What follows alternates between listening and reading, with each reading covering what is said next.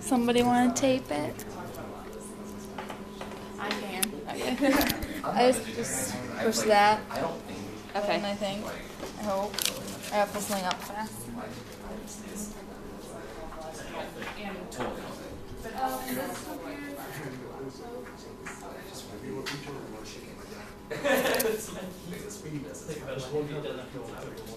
No, I've done it for a while.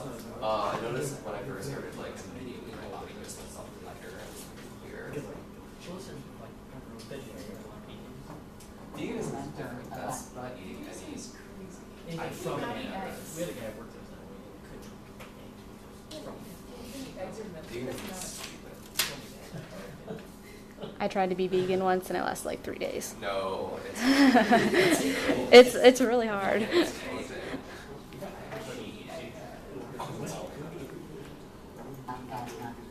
Okay, ready? This button.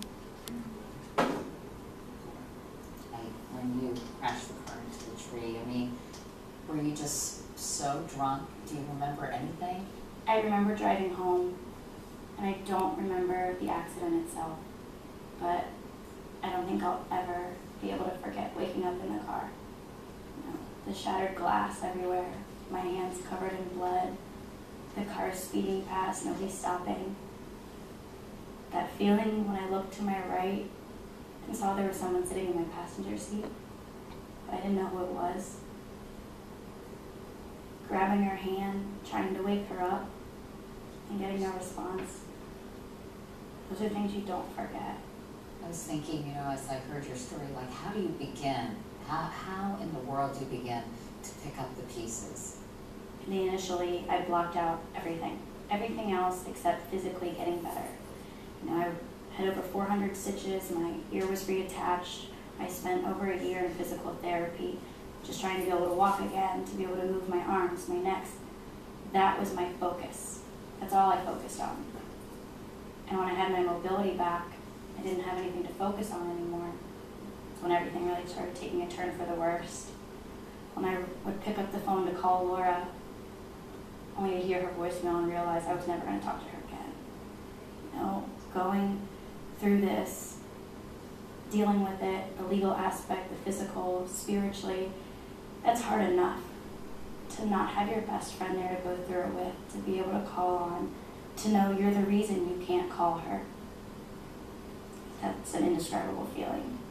How I got from being the murderer to being the survivor, to be able to look at yourself in those two different lights, it's unbelievable. Imagine this is you.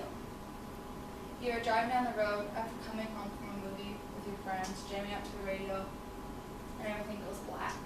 Next thing you know, you wake up and there's lights all around you, glass everywhere, and you look over and your friend's still in the car trying to get out. Next thing you know, you're in the hospital finding out that your friend didn't make it. You were hit head-on by a drunk driver going 70 miles an hour who swerved over the center line. This right here can be prevented by not drinking and driving.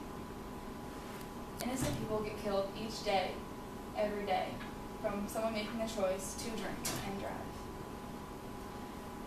This could be your life-changing instance, or a loved one's life-changing instance from a choice they made, or a poor choice made by somebody else.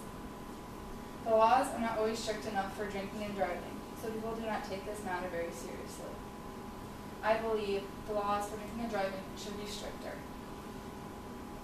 I recently lost a few friends from drinking and driving by somebody else making the choice of getting behind the wheel to go home instead of finding a ride. They were hit head-on by a truck riding a motorcycle, sent into the ditch. One survived, one died from her injuries. The need for stronger drinking and driving laws is growing each year, whether it's getting an OWI or hitting another car. According to a study done by the company MAD, 83 deaths were caused by drunk driving in 2011 alone in Iowa. Nationally, over 9,000 deaths were caused by drinking and driving. For your first offense for an OWI, it's a 2-day jail sentence. Your second offense is 7 days. Your third, only 30 days in jail. After that, you may have a licensed dispenser, but are still able to get a work permit if you qualify. According to drivinglaws.org, this is what I have found. How is it even close or fair to compensate for putting others at risk for yourself, or changing somebody else's whole family's lives by just spending 2 days in jail or losing your license? The fact is that drinking and driving laws need to be more strict, whether it's your first or your third offense. The laws need to be tougher to make them stick. They may not stick to everyone, but they'll stick for a lot of people. A solution is to make the laws harder. The law should be harder by first offense, more jail time, and maybe a hefty fine. Each law in each state is different. What I found out is that with stricter laws in the bigger states, the less drunk driving there was. I do not believe that work permits should be granted for repeat offenders. Why should they have a chance to drive to work when they can't even seem to learn the lesson the first time from drinking and driving and putting others at risk?